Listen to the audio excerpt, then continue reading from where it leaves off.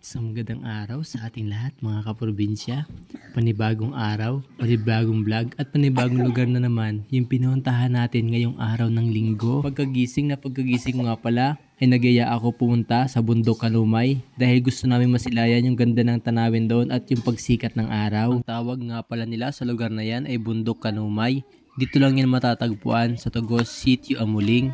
At pagmasdan nyo naman mga kaprobinsya, talagang kagigising ko lang talaga dyan at meron pa akong sapid ng toothbrush sa aking balikat. Sa unang salungan nga pala ay medyo hahangusin ka talaga kasi medyo pataas talaga yung lugar na dadaanan natin papunta doon sa tuktok ng bundok na ito. At pagdating nga namin sa pinakatuktok ng bundok ay talaga na mga kahit malamig ay medyo pinawisan din tayo. At dito nga ay tinuruan ko na magkuha ng video yung aking misis. At ang sabi ko dapat hindi ako mawawala sa gitna ng camera. Tapos napansin ko nga yung kabayo na nandito ay hinipo ko ito. Hindi ko alam na ito pala ay kabayong suplado. At nagulat nga ako dito.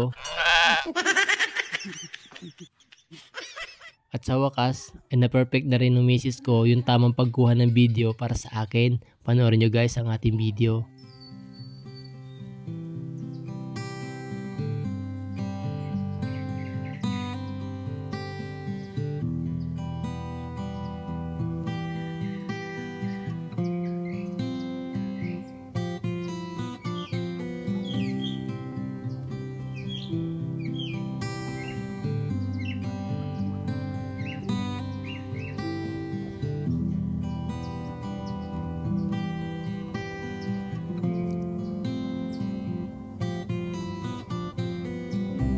Dahil nakaabot ka sa dulo ng aking video mga kaprobinsya, humiling sana ako na pakishare din naman ng aking video para mapanood din ng iba ba nating kababayan na namimiss yung mga ganitong tanawin sa ating probinsya sa Marinduque.